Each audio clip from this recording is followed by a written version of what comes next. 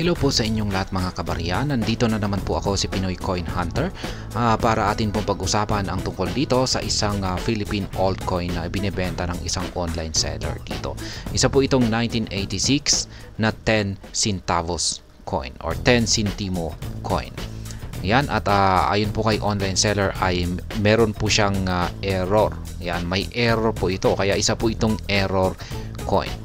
Yan, makikita po natin dito po sa bahaging ito natin mapapansin yung kanyang error coin. Yan, ito naman po yung kanyang overside. Ito po yung kanyang reverse side. Kaya base po yan kay Numista. Yan, ito yung kanyang overside, reverse side niya. Kaya yan, medyo hindi po gaanong malinaw yung kanyang kuha sa kanyang overside dito, pero malinaw po yung kanyang reverse side dito. Kung saan ay dito po natin mapapansin yung kanyang error. Ayan, hanapin po ninyo at malalaman po natin yan mamaya. Pero bago po tukuyin kung alin po dito o kung saan po dito, ay check po muna natin yung mga detalye nito dito kay Numista. Kaya yan, meron po itong taon na 1983 hanggang 1994, yung mga ganitong uri ng lumang barya. Gawa po ito sa aluminum, kaya malambot po ito, madali po itong masira. Yan, at magaan na rin ito. Ayan, yung kanyang disenyo dito sa harapan ay ayan, mukha po ito, nakaukit na mukha ni Francisco Baltasar. Ayan, si Francisco Baltasar na nakaharap dito sa ating bandang kaliwa. Ayan, at nakasulat po rito ang mga detalyeng Republika ng Pilipinas at ang taon nito na 1986. Ayan, yung kanyang reverse side naman ay ayan, ito po yung Philippine Goby. Ayan, Pandaka pygmaea facing left. Isa po itong isda. Ayan, ganito naman po yung kanyang gilid. Ayan, plain lamang po siya. Walang disenyo. At ito po ay minted dito sa Security Plant Complex ng BSP. At saka meron din na mint sa bansang United Kingdom. Ayan, tinatawag pong Royal Mint. At ayan, yung mga presyuhan po ni Numista rito. Yung 1986 ay ayan, no, walang gaanong presyo yung 1986. Nasa 16 pesos po yung ayan, yung 8% yung kanyang frequency at 4.2 million yung mintage nito. Ayan, yan po yung kanyang presyuhan rito.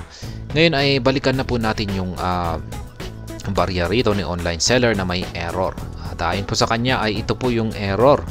Yan yung scientific name po ng isda na ito, Pandaka pygmaea. Kulang po ito ng letrang A. Kaya yan, kung i-check po natin dito yung tama. Yan, yung tama na 10 centimo coin ay ganito po talaga yung tamang spelling nito. Yung kanyang pygmaea, may letrang A. P-Y-G-M-A-E-A.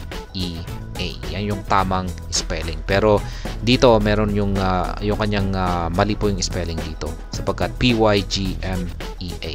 Kulang ng letrang A. Kaya yan, sa mga mahilig pong mangolekta ng mga error coins dyan ay atin pong alamin kung magkano yung presyo ni online seller dito.